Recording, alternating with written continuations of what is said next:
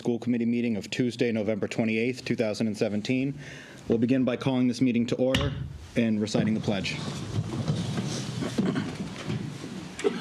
I pledge allegiance to the flag of the United States of America and to the republic for which it stands, one nation, under God, indivisible, with liberty and justice for all.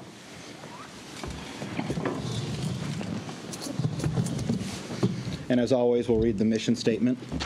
The vision of the Wakefield Public Schools is to graduate students who are confident, lifelong learners who are respectful and caring members of their community. Our mission is to prepare students for college, career, and community by providing rich and challenging curriculum, high-quality instruction, and educational experiences that meet their individual needs and interests. And with that, I will see if there's anyone from the public who wishes to comment tonight. And seeing none, we will move straight into our Student Advisory Council. So good evening, everyone.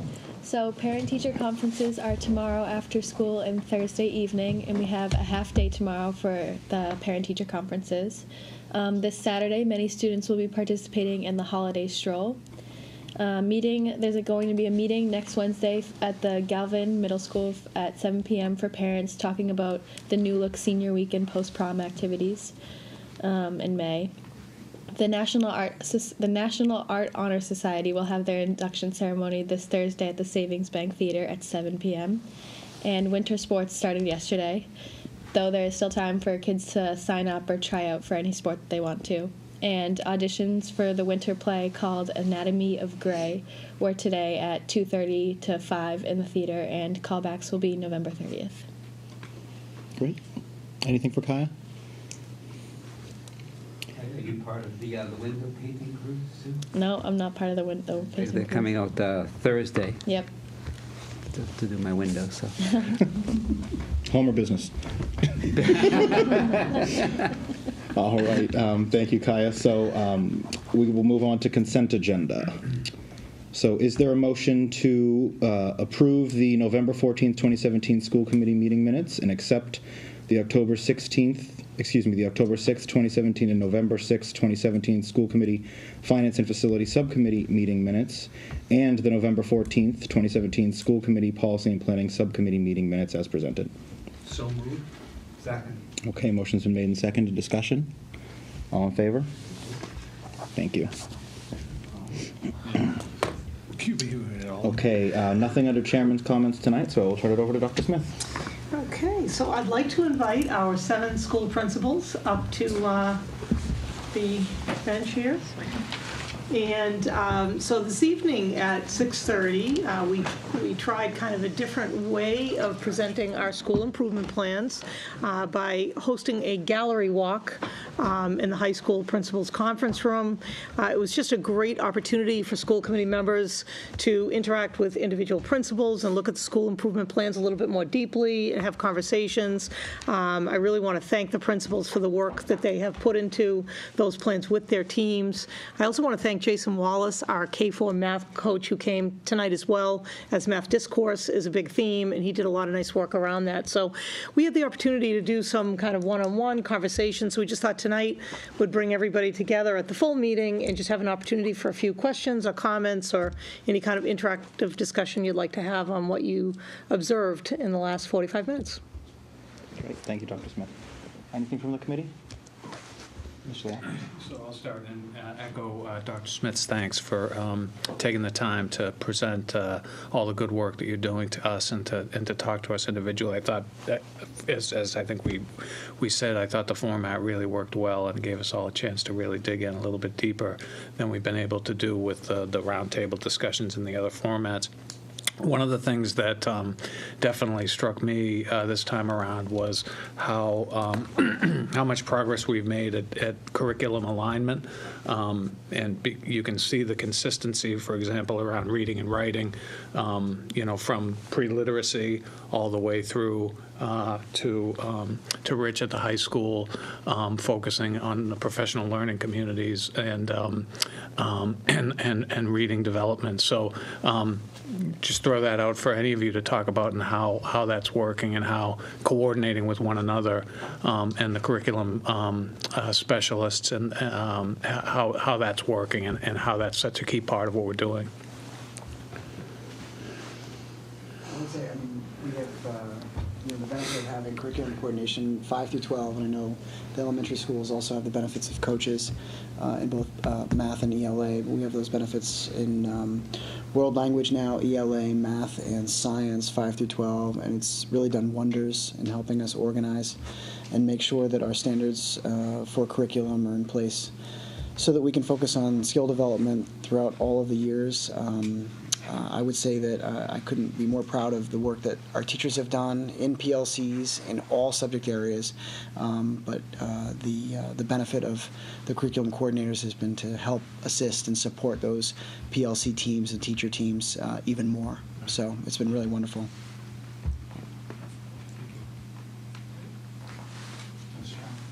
I guess the part that jumped out at me the most favorably was the consistency that we're seeing with all the elementary schools, all being on the same page, and realizing that we all have to be doing, marching to the same drum.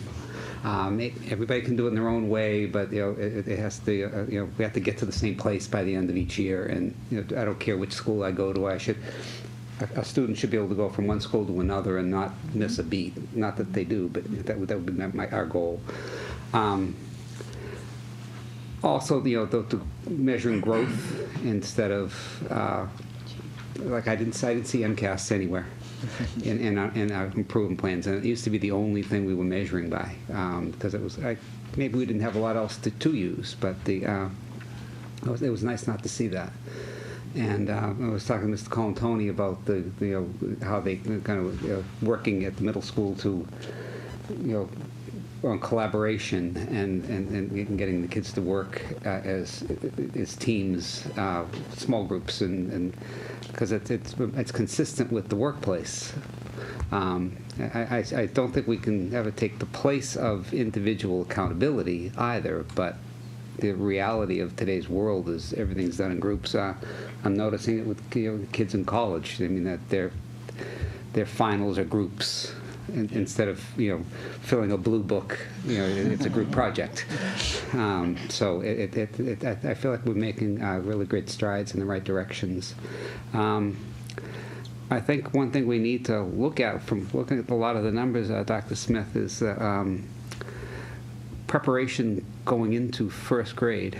We seem like, to me, the one number that jumped out consistently was that the first graders that were not meeting benchmarks. A very high number of them weren't compared to the other grades. And I know we don't do benchmarks in kindergarten, but something's missing. We're not getting it. Kindergarten does do benchmarks, but they don't begin them until January. So they'll do them in January and they'll do them in June. But they weren't part of our fall data. And what oftentimes happens, particularly in the early grades, is that there is some regression from the summer. And you will most often see it going from kindergarten to first grade, because if they're not practicing those literacy skills all the time, then there can be some regression. And what you'll typically see, and again, is why we do it again in January, and we're monitoring all these children in between with running records.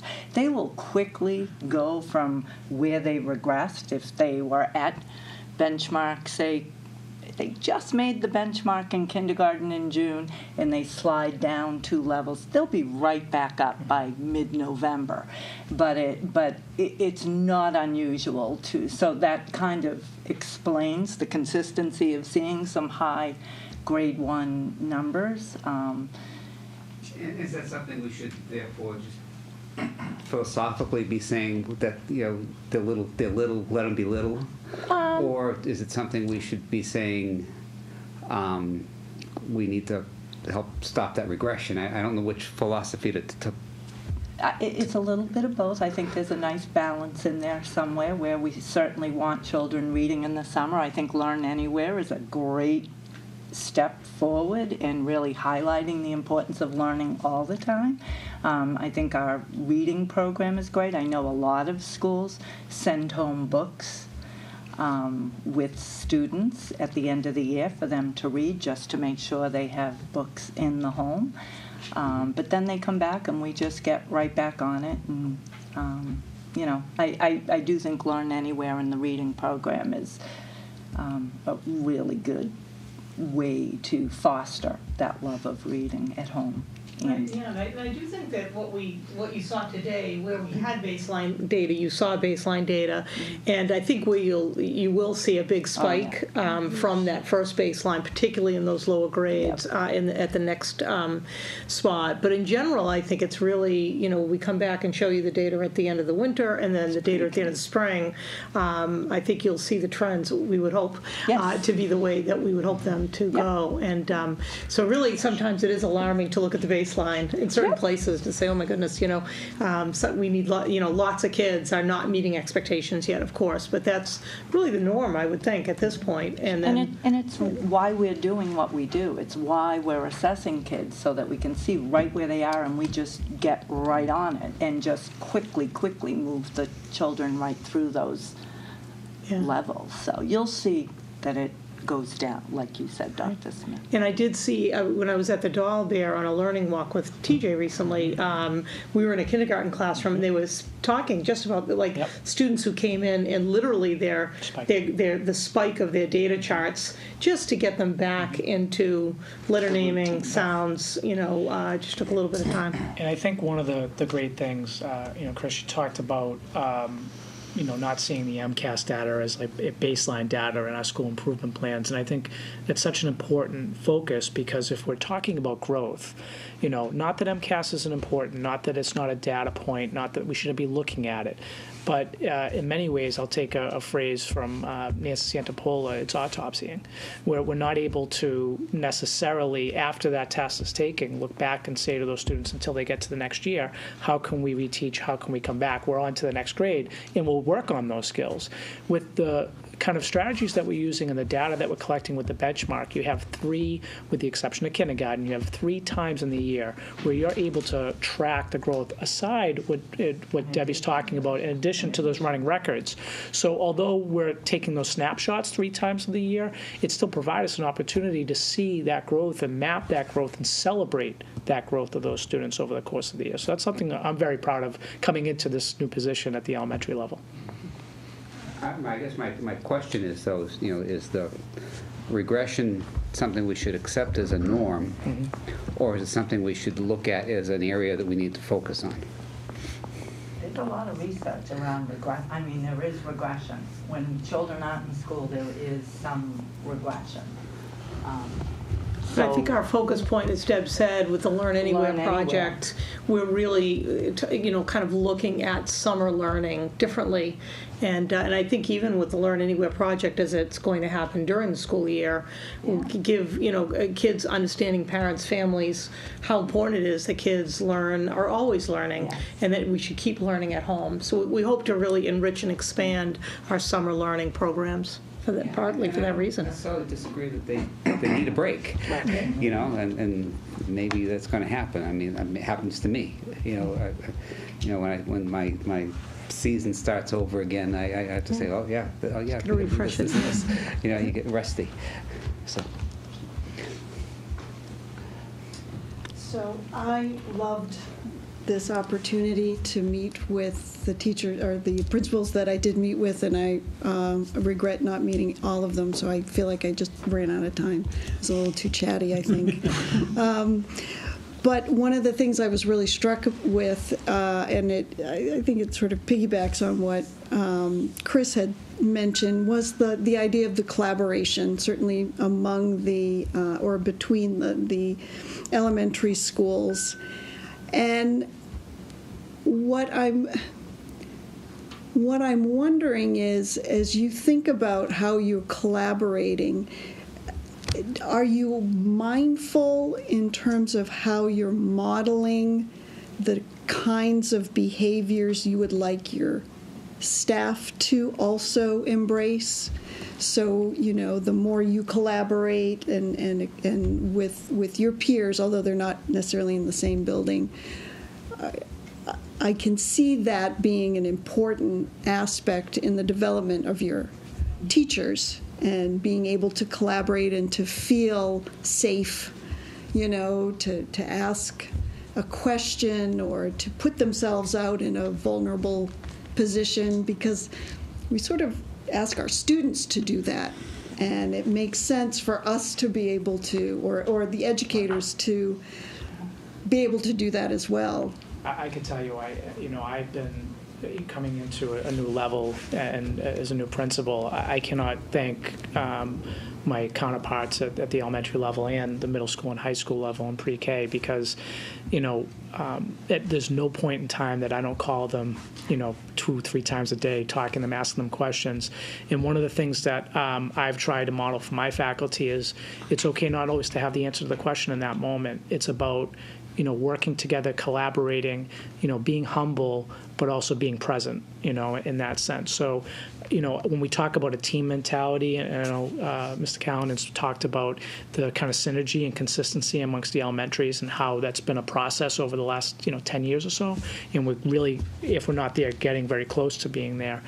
You really feel it walking into this environment. And I would say as a district admin team and as a grade level admin team, it's been such a wonderful experience to work with people that are so collaborative and modeling that for our faculty, and they see it. I can second that, being new to the district as well. It's been amazing. I mean, from top down, it's been amazing. Just working with everybody, the teachers, the families, my colleagues have been so helpful for, and I'm a self-admitted learner of Wakefield and learning all about it and how wonderful this community is. And there's not one person I haven't been able to pick up the phone and call and ask a question. It's such a collaborative community, both teachers and admin staff. So it's been wonderful. And I would say when you look at the elementary plans, you'll notice the goals the same. But I know we all did, we took it back to our instructional leadership teams, and they were the ones that really looked at those action steps and said, what works for us? What's going to suit us at our schools? So there's some things that are tweaked and changed that the teachers felt was the priority for each of the schools. So there's kind of like that big umbrella, but there's still that option for us to make sure that it fits our individual schools and then also fits our teachers. And I think that's one of the great things is that, we are all on the same page, but we're all doing it in our own little bit of different way to meet the needs.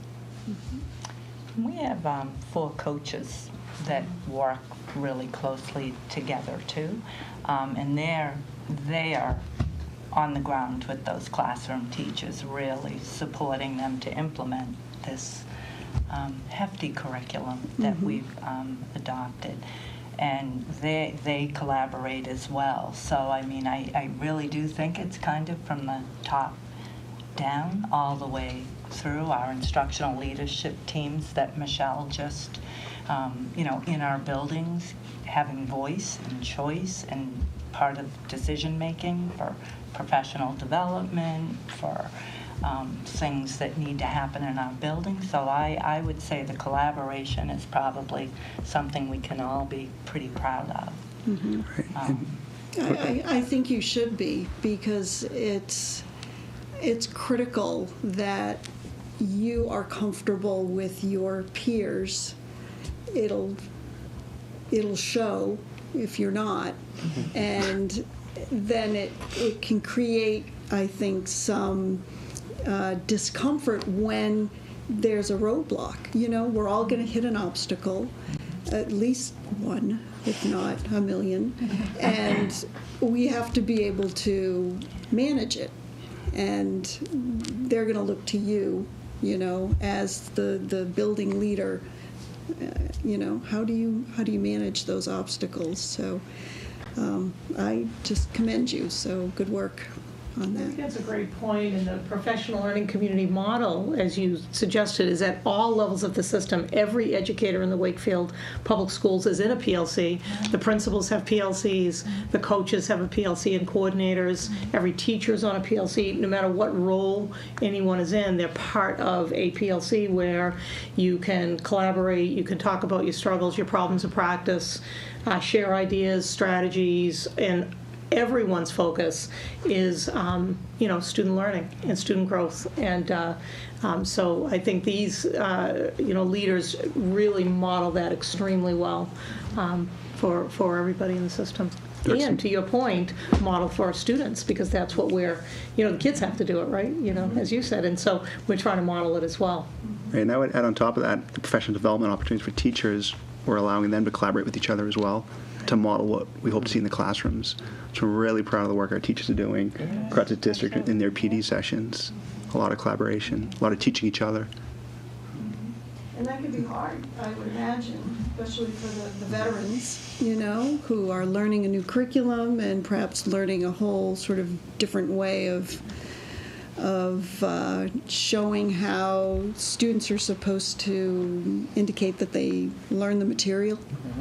I was talking to Mr. Colantoni about the fact that at the school I work with, especially our freshmen, and they would come talk to me about so-and-so, they don't teach. We're doing stuff in groups, and then we're taking notes from its other students who are doing presentations, and then we are going to be,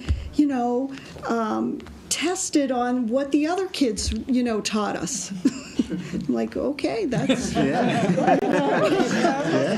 we are. You may not know this, but I think you're learning something, So I think, in some ways we also have to help our kids understand the expectation and how they're learning, and it may not be as sort of as evident through direct instruction as they're used to. That's a great point. Yeah.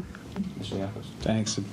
Indulge me, since there are only 4 of us. Maybe I could take one of my absent colleagues' time. So one thing that occurred to me that I didn't get to ask during the gallery is we didn't talk about parent engagement, right? So the school improvement plans, I think for the general public, they're a really important vehicle through which we're able to engage parents in setting school goals and measuring how we're doing. So just in general, from any of the principals, how are we doing in that regard? I realize, of course, that every school community is going to have a different dynamic, but are we developing a strong pipeline of active parents that want to be involved in the school improvement plans, and is there continuity, and how is that going? I involve my PTO a lot in helping me decide what is important information for me to be bringing to the parent group. So I try every 3 months to, they generate the ideas, and then I bring them, I will do an MCAS generation, MCAS 2.0. That will be something that we'll bring to the parents, and we'll talk about how we performed. My literacy coach will come in the spring. The math coach is also going to come in the spring, and they'll kind of weave in information about our curriculum and how they can support the children at home. But I do try to get my PTO to help identify the topics that they hear are really interesting to. And sometimes I will say, I think this is important, for you to know, and could I present this? So that's how we've been doing it. Several of them are very new. I don't know. Yeah. I would just say, our school improvement plan is we go over it as a group through the school council. Yeah. And our school council is made up of teachers, students, and parents. Yep. And so I've had an opportunity to interact with one parent in particular who's new to our school council, just explaining the plan itself. And it's really, sharing the same kind of consistent message that I think all of the plans have, is that this idea that students are going to be growing. So we talked about MCAS, for example, or standardized testing as being part of older plans in the way that we would maybe score ourselves. But what we're kind of banking on is we would rather have the school improve with students growing in terms of skill development over the course of the year, and we're kind of betting, I think it's an easy bet, but the idea that achievement scores will also grow. But if we're just using achievement scores to basically score our own growth, it's very hard to do from cohort to cohort to cohort. I'd rather look at how students grow and their skill development, and then compare it to their achievement growth on a standardized test. And so it's an interesting conversation to have with parents because, unfortunately, I think parents get a lot of messages from the media that the only thing that is important are achievement results through standardized testing. Yeah. And so, I'd like to have as many parents involved in the processes that we have on the day-to-day in our classrooms.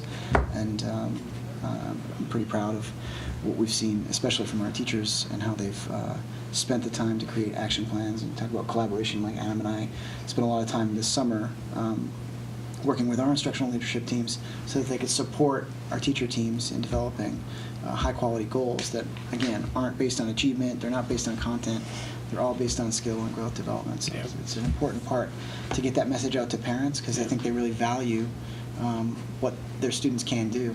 Some messaging out. I've seen professional practice goals where teachers send newsletters home, and the newsletters aren't about necessarily like the topics that they're going to be talking about. Maybe there are questions like, have you spoken to your student about this particular book? Or maybe even ask your student to have a conversation about what they really enjoyed about this particular task or presentation that they made. So we try to do a lot of different outreach. Yep. Yeah, we used our school council this year. Each of our meetings thus far has really been mostly spent talking about our school improvement plan. Right. And just hearing from that perspective in terms of what these goals mean to them, allowing them to ask questions. We have parents at each grade level. Right. So it's been really interesting to have that perspective from 5th grade through 8th grade. Right. So you're taking advantage of the existing structures like the school councils, the PTOs, working through them. Right. Yeah. All right. Thank you. I've been very fortunate that my school council, the parents have been parents that were in education. And so they've been bringing a really nice lens of the parent perspective, but also been asking the kind of questions that an educator would. So how is this helping my child? Or what does it look? Or how is it different? Keeping you on your toes. Yeah, but it's been great because it also helps me realize, well, this is the information other parents need too. Yeah. And that's where Deb talked about, we're then bringing it to like a little like a parent information session before a PTO meeting. The literacy coach did one. We'll have the math coach do one. So they've kind of helped us see like where do we need to teach other parents. Yeah. Great. Thank you. So one thing, the buzzword of the night obviously must be collaboration, right? And I think that that's worthwhile because that's probably why we see so much continuity amongst all of these plans. And I know we talk about it a lot with the elementary schools, but one thing that I got to thinking tonight is about that we really have continuity from pre-K all the way straight up through our high school. And I know we had talked, Ms. Blacker and I spoke about kind of the use of data to inform, decisions that may be made about students who are then going, into kindergarten, and we spoke about students who are going from 4th to 5th, and from the middle school to the high school. How does that play into these school improvement plans when you talk about actual preparation for kind of an incoming group of students? So I can talk a little bit about that. So preschool for the first time is actually tracking the pre-literacy skills moving forward. So through our transition process for all of our kindergartners, that will be a part of the transition process. We are taking that on this year as for all students, transitioning them with the principals, with the incoming teachers that will be receiving these students. So they will have that information at their hands in the spring for their incoming students for the fall already. So Deb talked about, and kind of goes back to the question about the regression, we'll actually have that information for our kindergartners next year for the first time. So I think that's important for the teachers. We just continue to be better at sharing information between schools. So they're receiving information from 4th grade to 5th grade. Each year I've been at the Galvin's gotten better each year. So our 5th grade teachers are equipped right away with the benchmark scores. We know who's been receiving intervention all along. We know who to target right away. Today our curriculum coordinator for math 5 through 12 was at our school with the high school math department head in classrooms, in 8th grade classrooms, seeing what the kids are doing. So we're just seeing so much collaboration, a lot of between school communication. And it's just improving and increasing. I mean, my own thinking that there's got to be so much value in that. Because it's one thing, to kind of track your student while they're in your individual school, but if we're tracking them throughout their entire time when they're in Wakefield, there's so much more depth to be offered with that, in my view, and I think you all probably agree. So that's great. Anything else? Would you like to add anything else? All right, well, thank you all so much for all of your efforts and for being here tonight. Thank you. Go home and get some rest. Thank you. Thank you. Maya, you can stay in the assistant chair's seat. It suits you. So the only other piece on my agenda are the capital requests. In your packet, you'll note that we laid them on the table at our last meeting, but the facilities director, Maria Sorreo, had made 2 recommendations, things that we kind of came to our attention since that time. One is that we have been experiencing some issues with the sinks at the Galvin Middle School again, but this is actually a different issue than what was happening last year. So after really looking into what was going on last year, the issues had to do with water pressure, and that was something that was happening across the building as a whole.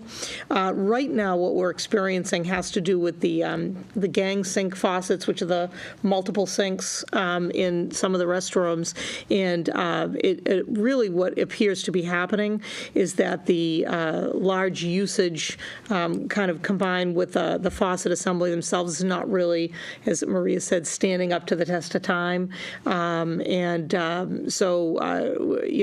This is something we really need to correct. So I've added to Tier 1 the replacement of 14 gang sink faucets, hoping that the town might be able to support that capital request and have those addressed.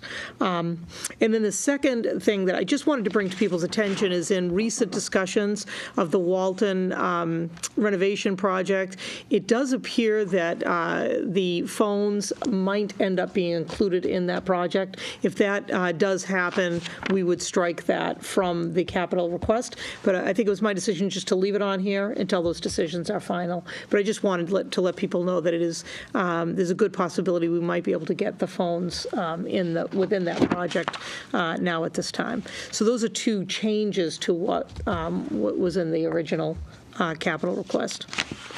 Okay. So then, so is there a motion to amend to include the replacement sink faucets into the capital request for FY19? So moved. Okay. Okay, so then, any discussion on capital request, Mr. Callahan? Just for clarity, it's my understanding it's the fact that these faucets were included in the project because we needed what they call CHIPS points, which are your environmentally friendly aspects of the building, and to qualify to get to that level where it was increase the overall reimbursement for the construction of the building, you needed to have so many CHIPS points, and the types of glass that you use on the windows was one thing, and the air conditioning system was another, and the sinks were a part of that.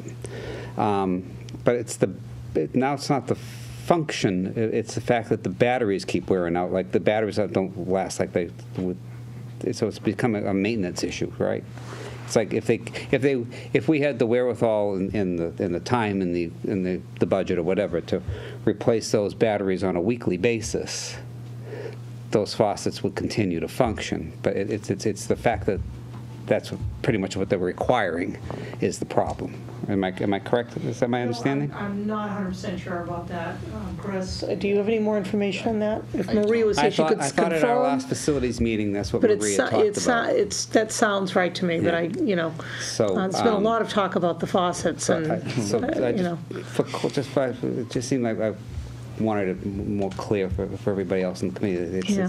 These were required to get to that CHIPS level, right? And it's really at this point it's a maintenance issue that they're a maintenance nightmare. They're too high in maintenance we shouldn't be spending all our focus on changing batteries and faucets. Out of proportion. Yeah. Is there any recourse for the fact that these aren't functioning? I think we're beyond that warranty period. Yeah. They were all replaced under warranty when they failed because of the water pressure problems. That was a year or so ago. But that's over a year ago. Yeah. I mean, it's like anything else, I think time slips by pretty quickly. And was this year 4 of that building? Are these 3? So if we feel like it opened it up yesterday, but it's been a while. Yeah. Or maybe I still feel like the Woodville's brand new, and it's 14 years old. So Michael texted Maria, and she said it's batteries and some corrosion that has caused the failure. So she did confirm that you're right about the batteries. I thought that's what her discussion was, and I just wanted it out there for you guys to catch or that. it could be just lots of kids are washing their hands more. Good. He's an optimist. Okay, anything else on capital? Okay, so the motion as amended has been made and seconded. Is there a motion? Excuse me, all in favor? Unanimous. Thank you. And that is it for me. Great. Mr. Chair. Okay. And no gifts tonight, Mr. Piffling, is that right? That is correct. Okay. Subcommittee reports, finance and facilities, Mr. Callahan.